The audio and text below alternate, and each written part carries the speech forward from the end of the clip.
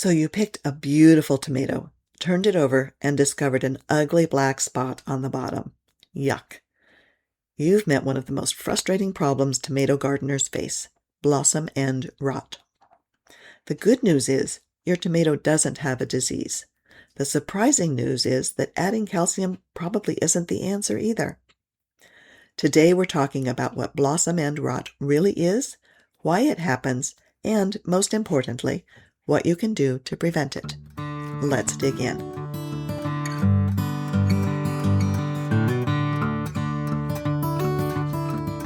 Welcome back to Homegrown, your backyard garden podcast. I'm your host, Kathy Rogers from OakHillHomestead.com, where we talk about organic gardening, small-scale food production, and simple ways to grow more of your own food right in your own backyard. By the way, if you'd like to see photos from my garden related to today's topic, read the article that goes along with this episode, and check out any printables I mention. You'll find everything at OakHillHomestead.com/p/podcast. Every summer I see photos online from discouraged gardeners asking the same question: what's wrong with my tomatoes? The tomatoes look healthy until you turn one over. Then there's that discolored sunken patch on the blossom end, the bottom of your tomato. Most people assume it's a disease, or a fungus, or that insects have attacked the fruit. But actually, it's none of those things. Interestingly, I've only dealt with blossom end rot once in my own tomato garden, the year I grew a few Roma tomatoes. I've actually had blossom end rot more often on my bell peppers than on tomatoes. It can affect peppers, eggplant, and occasionally squash, especially zucchini, as well as tomatoes. In fact, one pepper was so funny looking that I took a picture of it. The blossom end rot spots looked like giant eyes, and the shape of the pepper made it look like it had a huge grin on its face. It still makes me laugh. Let's start by understanding what's really happening and what causes blossom end rot. Despite the name, blossom end rot isn't actually a rot at all. It's a physiological disorder. In other words, it's the plant's response to stress, rather than something that's spreading from one tomato to another. The affected fruit doesn't receive enough calcium while it's developing. Without enough calcium, the cells at the blossom end of the tomato, the bottom, begin to break down.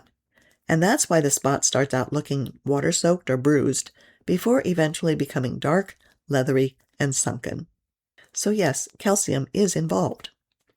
But, and this is the part that surprises most people, that doesn't necessarily mean your soil is low in calcium. For years, gardeners have dropped eggshells into planting holes, crushed up calcium tablets, sprayed calcium products, and tried all kinds of home remedies to prevent blossom end rot. I used to do it myself, adding calcium tablets to the soil when I planted my tomato plants. After those Romas I was growing developed blossom end rot, I was afraid it would spread to other tomatoes, and I was also afraid it was something in my soil. The problem is, if your soil already contains enough calcium, and many garden soils do, adding more calcium usually doesn't solve the real problem. Think of it this way. Imagine that your pantry is full of food, but the door to your pantry is broken and you can't open it. The problem isn't that you don't have food. The problem is getting it where it's needed. And that's often what's happening inside a tomato plant. The calcium may already be in your soil. The challenge is getting that calcium into the developing fruit at the time it needs it. Calcium travels through the plant along with water. Anything that interrupts that steady flow of water can interrupt the movement of calcium as well. And that's why blossom end rot often appears after periods of drought, followed by heavy watering or rain. It's also why extreme heat, damaged roots, compacted soil, waterlogged soil, or over-fertilizing can all contribute to the problem. So why were my Roma tomatoes suffering from blossom end rot, while the rest of my tomatoes that year were not? Because paste tomatoes, like the Roma variety, are developing so much dense flesh, they need a steady supply of calcium while those fruits are growing. That rapid fruit development increases their demand for calcium, so any interruption in water movement is more likely to show up as blossom end rot. The encouraging news is that blossom end rot often shows up in the first flush of tomatoes, the first round of ripe fruit, and then disappears as the season continues and the plants develop stronger root systems. There's no need to pull your plants out and give up. Just keep caring for them as usual and wait it out. So what should you do? This is what actually helps.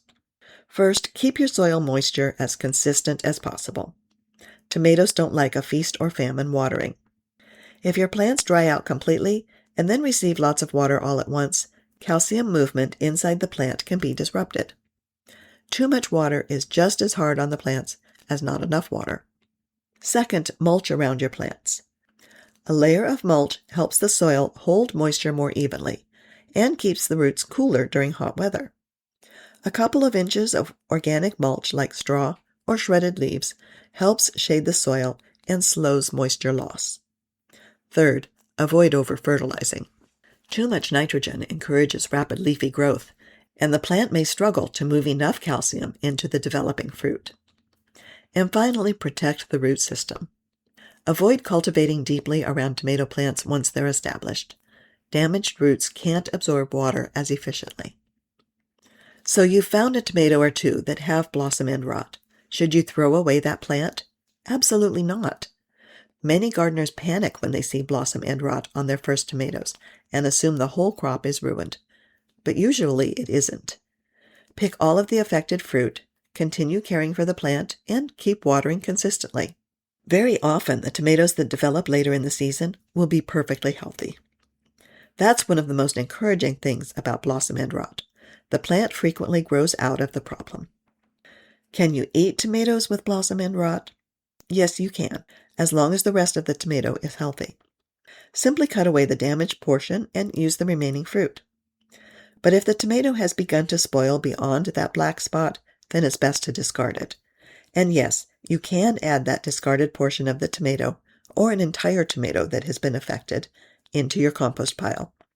There is no fungus, no rot or disease that will affect your compost. One of the biggest lessons that gardening has taught me is that the obvious answer isn't always the right one. A tomato with a rotten-looking bottom makes us think disease. The word rot makes us think that the tomato is disgusting and the plant needs to be pulled up and discarded. And the fact that it's caused by calcium leads us to believe that we need to add calcium to our soil or our plants. But sometimes the real problem isn't what we can see. It's what's happening beneath the surface. Instead of reaching for another product to spray on your plants, or trying some of those myths, like adding calcium tablets and eggshells to the planting hole when you transplant, it's worth slowing down and asking what's really happening in the garden. An important part of gardening is to observe before we react. If you'd like more help growing healthy tomatoes, I'll link several of my favorite tomato resources in the show notes and in the transcript, including articles on transplanting, trellising, saving seeds, hornworms, and preserving your tomato harvest. Thank you for hanging out in the garden with me today. If you find this podcast helpful, I'd love it if you would subscribe and leave a review. It really helps other gardeners find the show. We're here every other week through the gardening season, and I'll see you here next time on Homegrown, your backyard garden podcast.